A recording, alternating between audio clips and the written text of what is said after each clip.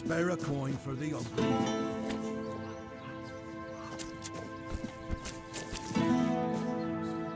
Yeah?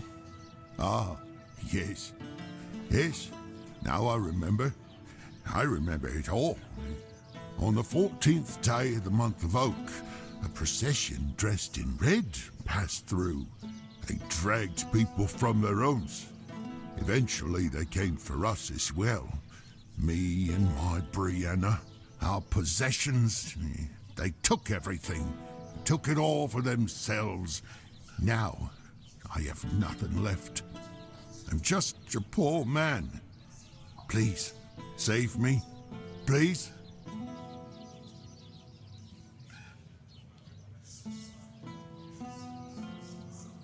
Back then, I lived in the borough, near Camelot, you see.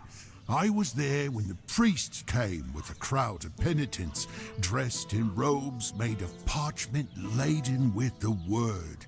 The priests cracked their holy whips and delivered fiery speeches. No more Red Death, no more suffering. No, but I was cured nonetheless. I gave up everything for the cure. I gave up Brianna and all my possessions. I had to cleanse myself. Yes, now I am pure. Can you see? Can you see? Yes, now I am pure. Can you see? Can you see?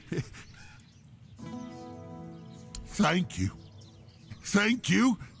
May the word of the prophet guide you.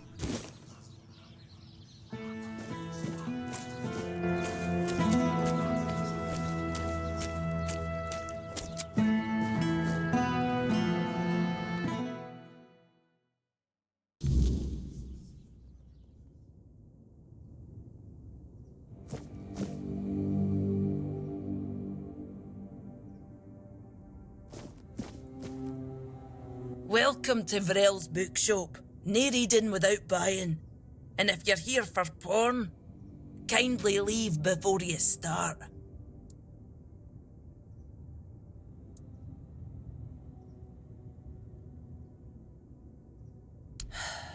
Aye. Look, I don't begrudge anybody their reading habits. Each to their own. But some things should be kept private.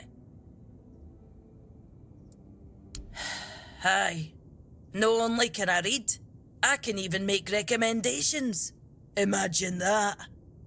So, if you have a joke to tell, don't bother. I'm pretty sure I've heard them all.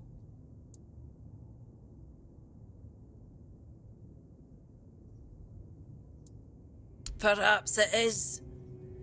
But you'd think that so-called civilised people would accept it with more grace.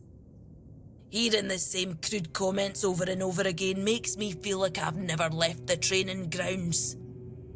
Then there are the braver ones who tell me I'm not welcome here. Hell, it's just like talking to my sister. They all have more in common than they think, although mostly it's just prejudice.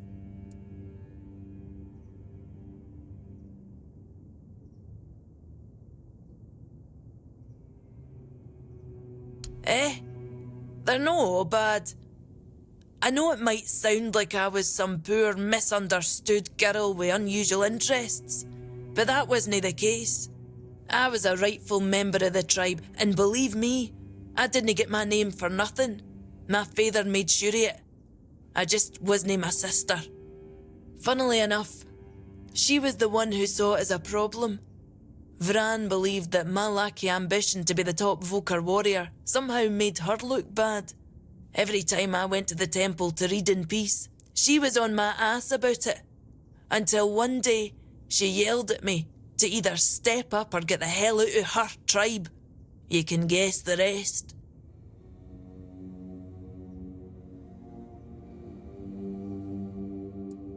Oh, great. How's she doing? Still on her path to becoming the pinnacle of tribal perfection?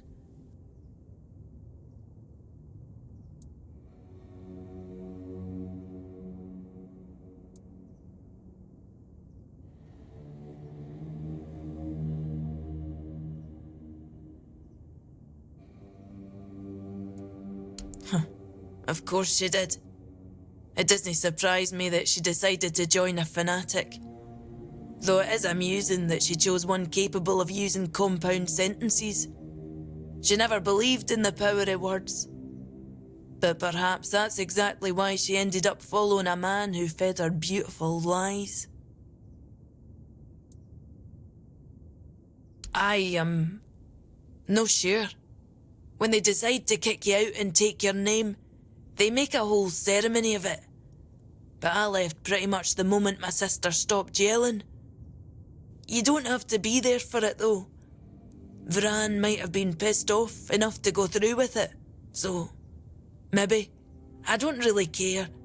I'm not going to stop using my name just because my little sister told me to.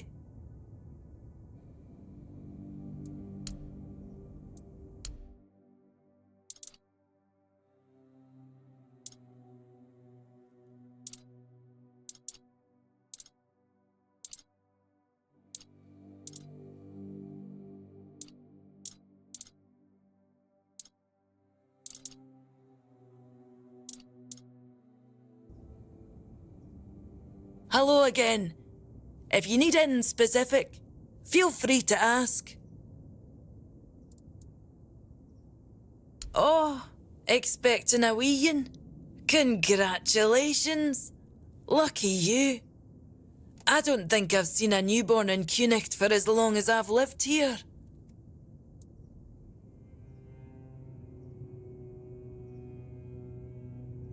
Is that so? How about you tell me the truth?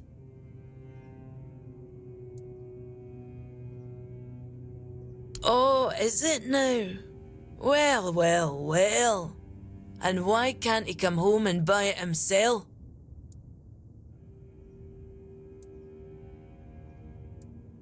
Oh, that's precious. I chased him off because he couldn't take no for an answer. He came in and tried to seduce me.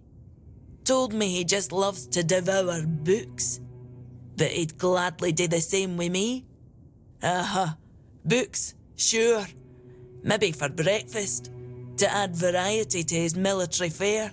When I told him I wasn't interested, he got all pissed off and called me an ugly dumb savage. I only let him leave with his teeth intact to avoid proving him right. Tell you what, I'll sell you that book. But fair warning, I'll be sending his poor wife the story of Giron the Unfaithful, with a special edition forward for me. Deal?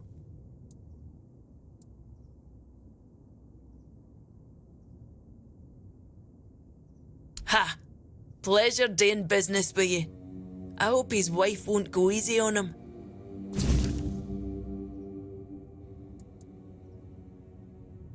Well, I'm glad someone here is interested in my books. See you next time.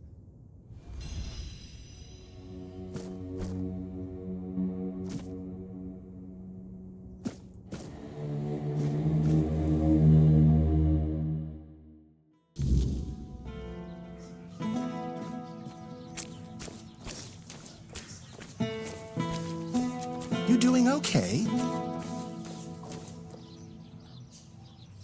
Elixirs, powders, ointments, got something for wounds, poisons, something to keep you on your feet through the night and help you survive the cold. And all of it made by my own hands, with science. No tricks, no vile spells. Yes, all magic is a scam, an illusion that pretends to give you something but always takes more in return. My elixirs work because they're based on knowledge and experience, not some fickle power from another world. Anyway, go ahead and read my anti-magic manifesto. I've laid it all out, why the magical plague must be wiped from Avalon.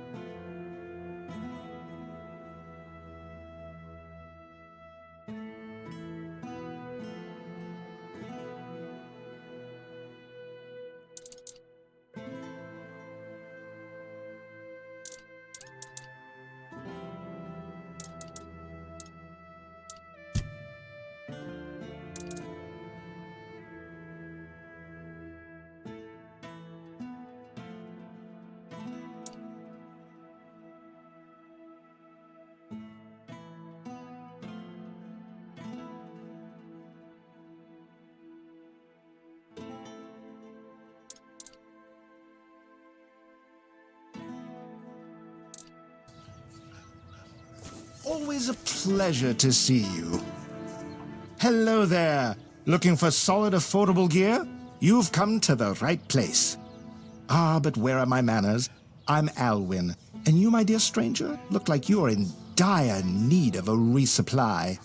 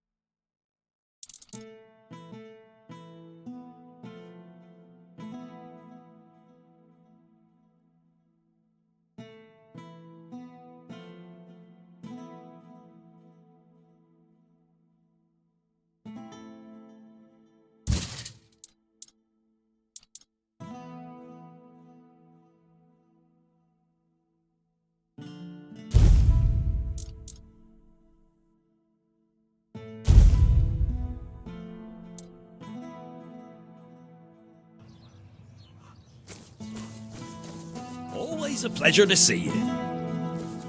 Welcome! I haven't seen you around before, but since you decided to visit, I can tell that you have excellent taste. One day, a friend of mine asked me if her new dress looked good, and I told her, "You have excellent taste." She was tickled pink and said, "Oh, do you really think so?" And I said, "Absolutely. After all, you came to me for advice."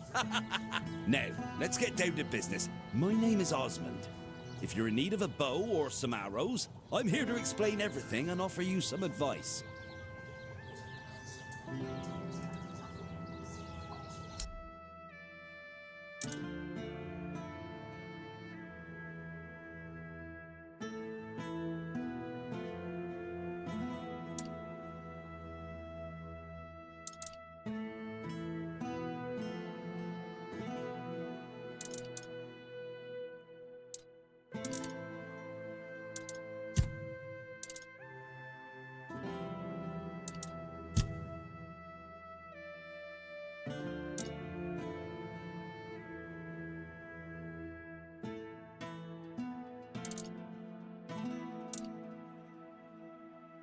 Leaving already? And we were having such a good time.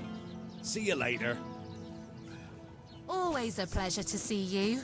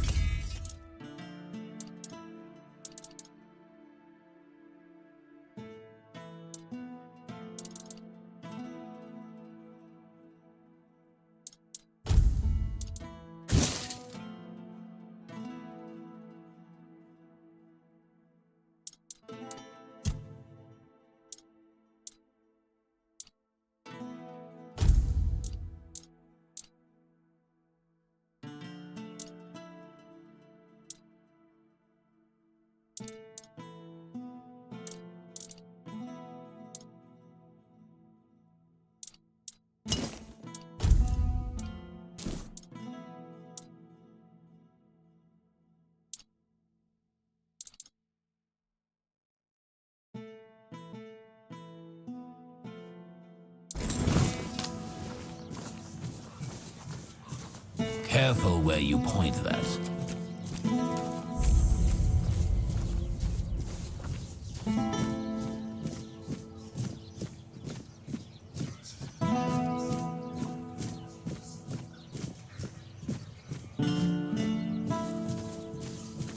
Have some spare food or cook. There's nothing. Absolutely nothing. Nothing at all. And there will never be anything.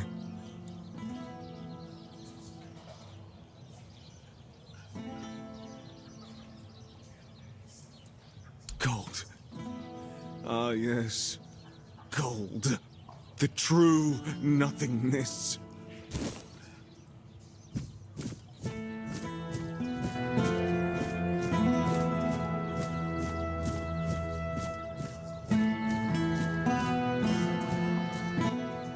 Hi. Have you had a chance to drop by the bookshop yet?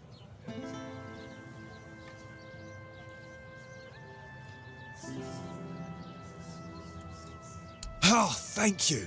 I knew I could count on you. I hope it'll put my wife's mind at ease. Here's your money, and a little extra. You've done a good deed.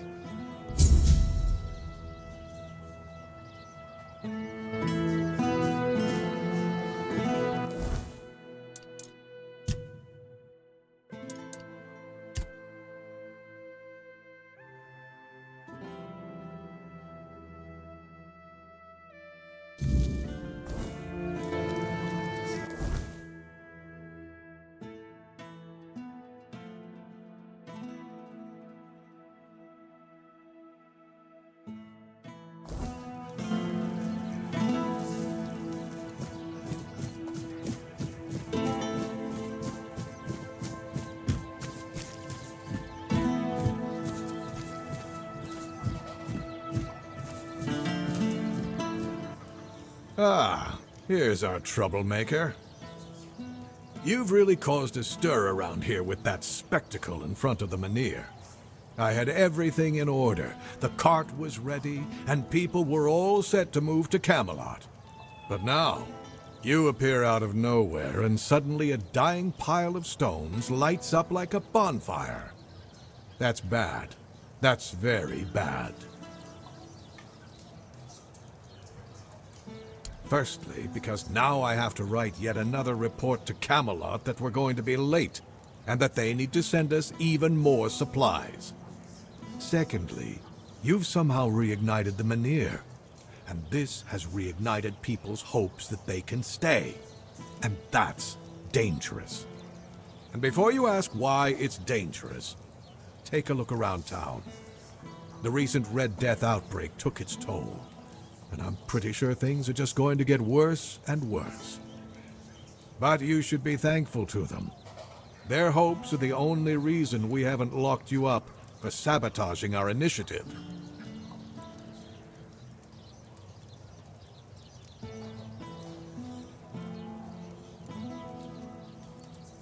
That's the assumption I decided to go with, and that's why we're talking. Perhaps there's still a chance to sort out this mess.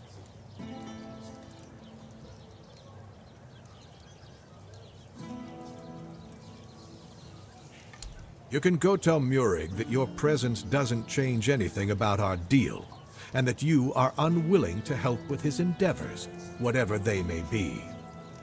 And if he doesn't listen, play along, but come back to me when you learn what he has planned.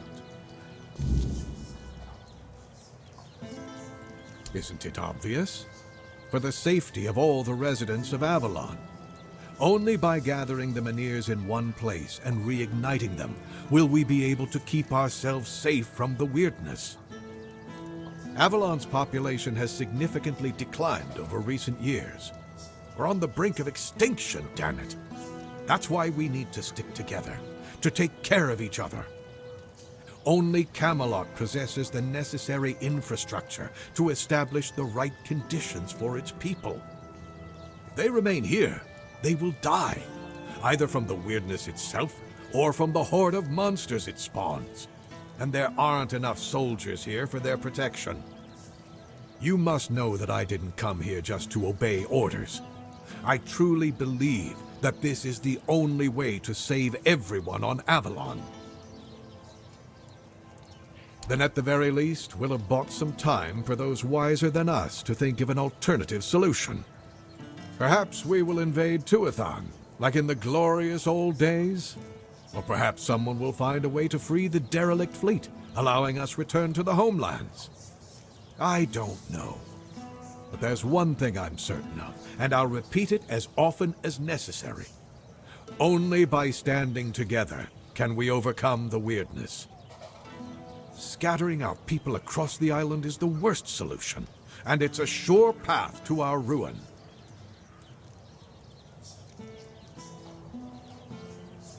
Murig, who apparently prefers to be called Maggot, is a druid, even though he may not look the part. And druids are the only ones who know the rituals necessary to ignite the Menhirs. Due to bad luck, or more accurately, the decisions of my superiors, our options for druids are limited. That's why I'm forced to work with Murig, and prophet be my witness, neither of us is happy about that. But I'm no fool. I know that what happened in front of the Menhir might make Murig consider double-crossing us. He'll try to find a way to reignite the Menhir so that it could stay in Kunok despite our agreement. So, if you ever find out what he's planning, if he ever asks you to fetch something for his ritual, you make sure you come to me first. I'll await your return.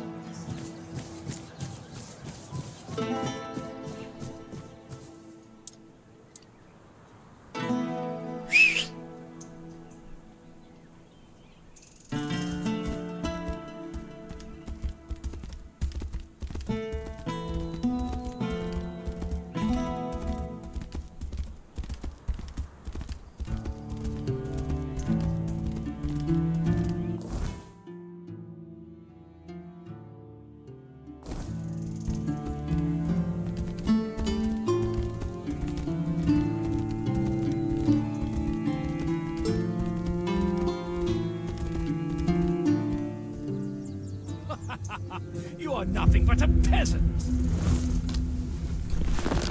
I see fear in your eyes. Your armor won't save you. I'll strike you down. You are nothing but a peasant.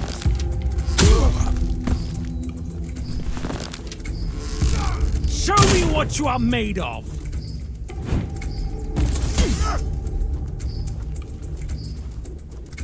Your armor won't save you.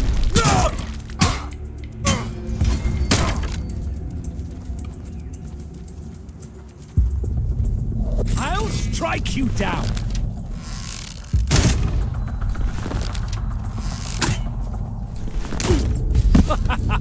You are nothing but a peasant.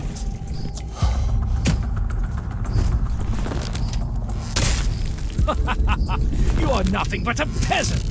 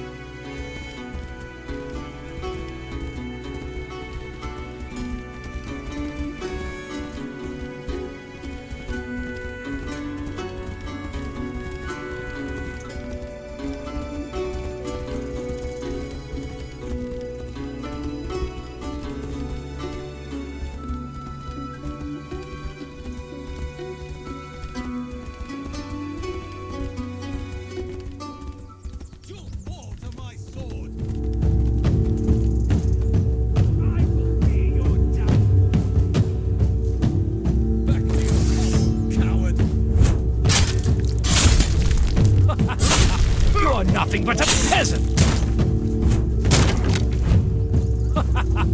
You are nothing but a peasant! Show me what you're made of! You'll fall to my sword. You're no match for me. I'll strike you down! I see fear in your eyes. My arm has never failed me. Back to your hovel, coward! I will be your downfall!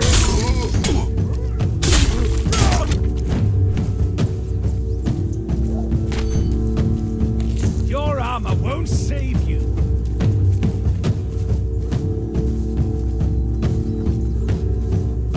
I'll strike you down.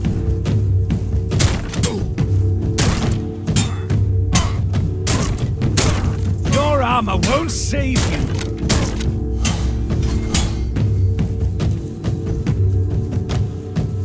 I will be your downfall.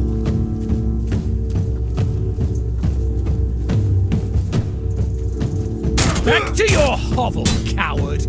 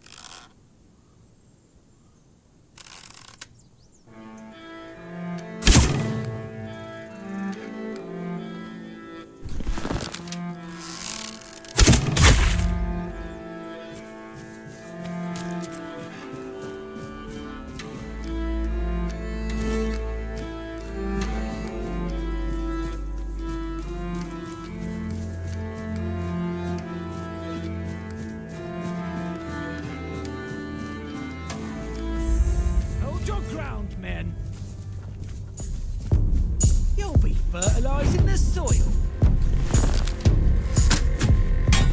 I'll strike you down.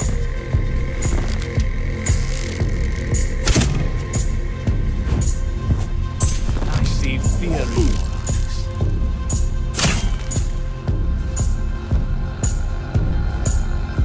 I will be your downfall.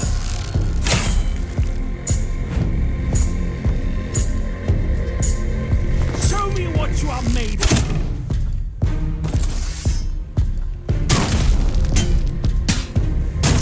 I will be your downfall.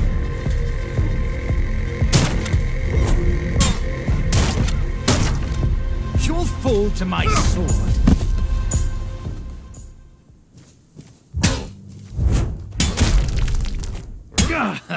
I've had worse.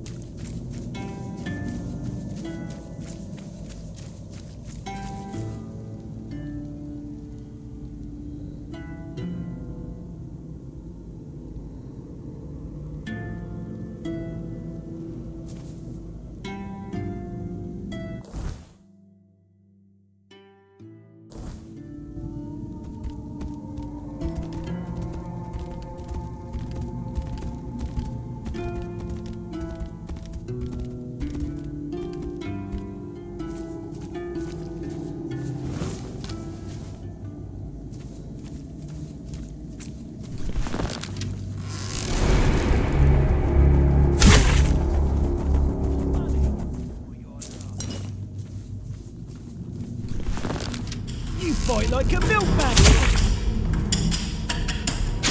Your wealth is ours.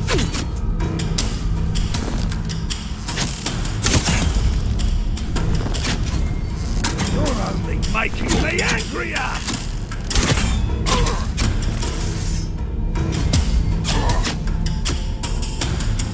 Your money or your love.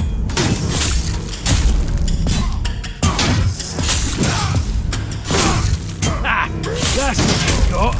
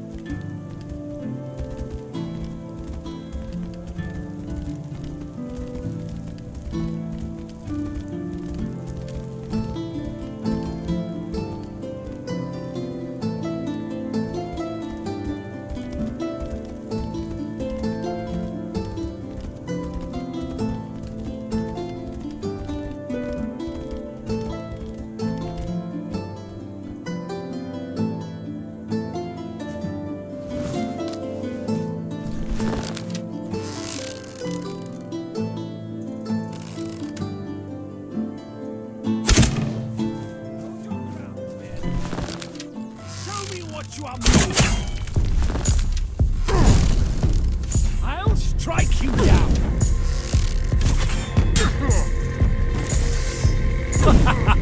You are nothing but a peasant! I'll strike you down!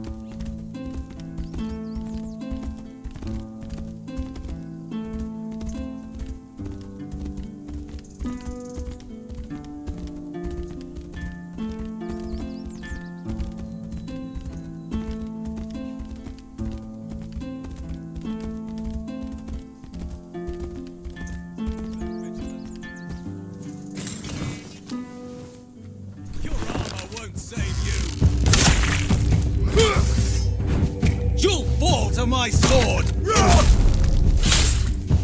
Your armor won't save you! I'll strike you down!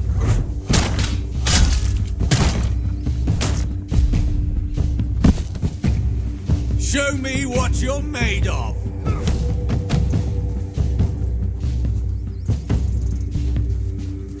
I see fear in your eyes!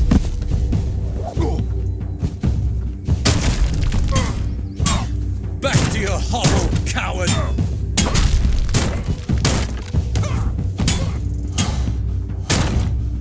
I'll strike you down!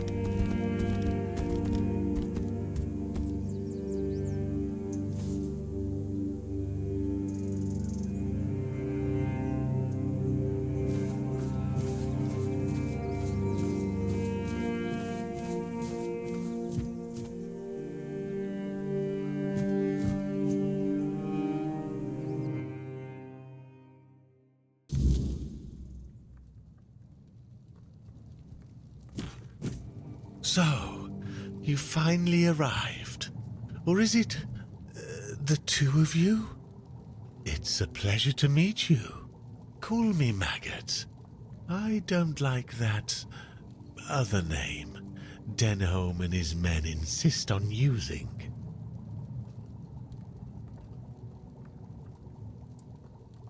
I don't know, and that bothers me a lot. But I sense something lurking inside you. Something quite terrifying, I must say. All I'm sure of is that you've been exposed to vast quantities of the weirdness and survived. And that's rare. Let's say I have certain skills when it comes to magic. Yes, the Mynheer. It responded to your presence. It reacted to you. And that's unusual. It means big changes are coming to our small Kunacht. Do you know why all those Camelot troops are here? That's right. Unfortunately, they believe that by gathering all the dying Mynheers and placing them around Camelot, they'll stand a fighting chance against the oncoming weirdness. But they don't know, or they don't want people to know, that a Mynheer is nothing but a piece of rock, unless it has been ignited by a special ritual. And if they were ignited once, they can be rekindled again. You see where I'm going with this?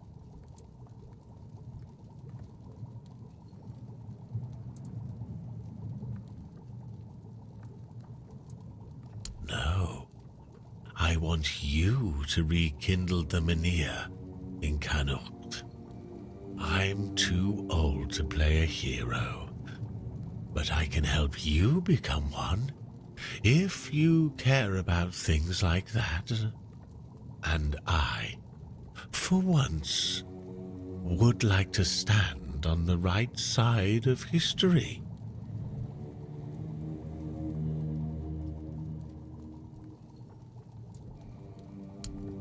That's the problem, you see. I don't have one. The moment the Mynheer reacted to you, I felt something. As if a piece of my brain was trying to tell me something, but I couldn't quite reach it. I suddenly remembered about the Mynheer rites, the ritual I told you about, and that there were 2 scrolls that contained it. But where are they? How do I even know that? That's lost on me. So, it looks like we'd have to take a little trip into the recesses of my memory, literally.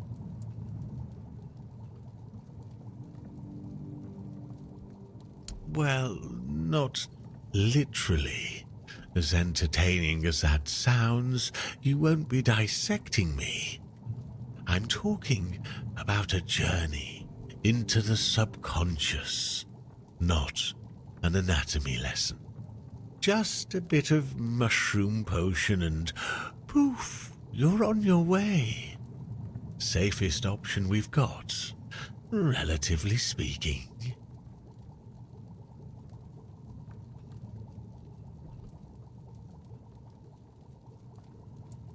Do you think I want somebody wandering around in my brain, looking for memories I decided to bury?